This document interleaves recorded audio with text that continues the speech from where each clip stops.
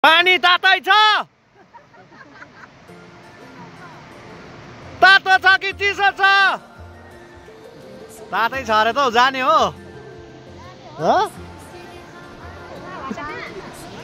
तातो पानीमा आएको छु तल। पेलिङको यात्रा है। र यति बेला हामी पेलिङ जाँदैछौँ र बिहानको 5 बजी चाहिँ हामी पेलिङ जानुको लागि घरबाट निक्लिसकेको है। र यति बेला लाबरबोटेमा आइसकेको छौँ र आज मैले गाडी चेन्ज गर्नु पर्यो र अर्को गाडी लिएर आइरहेको छु र जानुपर्ने मान्छेहरू है।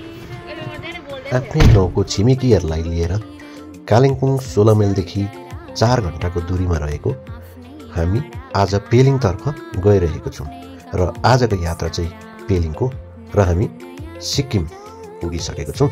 सिक्किमको जोरथाङपट्टि हामी लागिसकेको छौँ र हामी जोरथाङ बजार पस्नुभन्दा अगाडि नै हामी जोरथाङ बजारको दुईपट्टिको बाटो हुन्छ र हामी देब्रेपट्टिबाट ओह्रालो लाग्यौँ।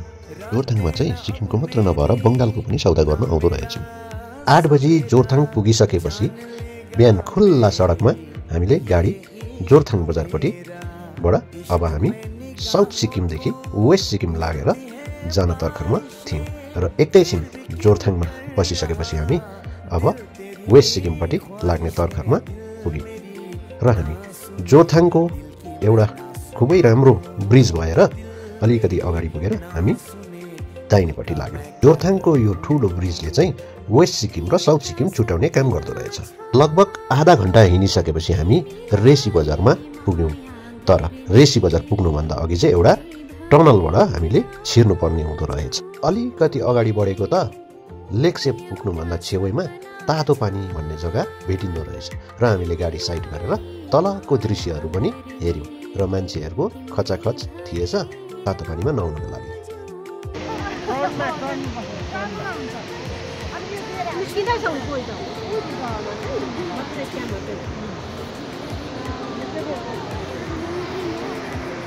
पानी तातै छ? तातो छ कि चिसो छ? तातै छ अरे त जाने हो। तातो पानीमा आएको छु तल पर्दो रहेछ तातो पानी त। आम्मामामामा हेर है। त्यसपछि हामी लेकसेपको किरातेश्वर मन्दिरमा पुग्यौँ। यसो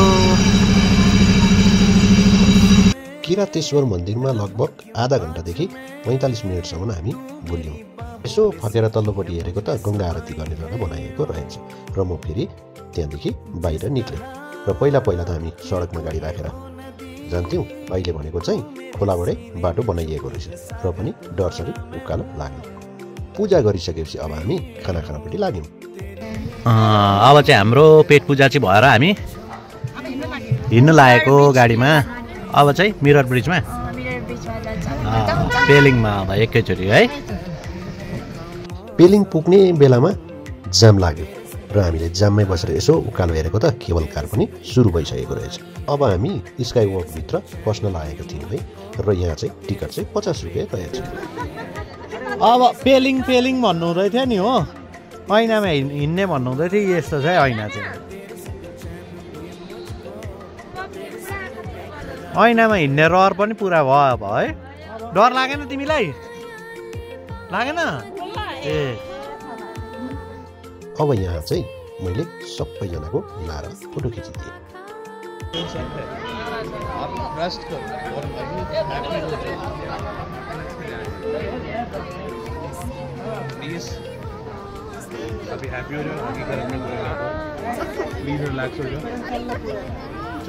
पेलिङ स्काई वकमा चाहिँ टुरिस्टहरूको चाहिँ एकदम भिडाभिड रहेछ। बहिनी चाहिँ डरले ऐनामा हिँड्नै सकिरहेको थिएन र मेरो मोबाइलमा क्याप्चर पनि भयो। फेरि एकपल्ट मैले सबैजनाको मिलाएर फोटो खिचिदिएँ। यति गर्दा बेलुकीको 3 बजिसकेको थियो र हामी फर्किने तर्खरमा थियौँ र खाना खानपट्टि हामी लाग्यौँ। अब चाहिँ हामी घरबाट ल्याएको खाना खाँदैछ। अर्ग्यानिक खाना खाँदैछ। त्यसपछि हामी चराहरू देखाउनपट्टि लाग्यौँ र यहाँ चाहिँ ठुल्ठुलो पिँजडामा चराहरूलाई बन्द गरेर राखिएको रहेछ। के मजा हेर कलर कलरको है चराहरू है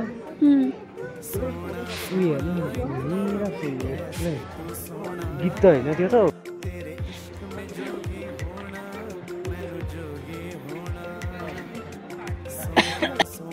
त्यस पश्चात हामी सिक्किम राजाको पुरानो दरबारमा पुग्यौँ र त्यसलाई चाहिँ रापदेन्सी भनिँदो रहेछ।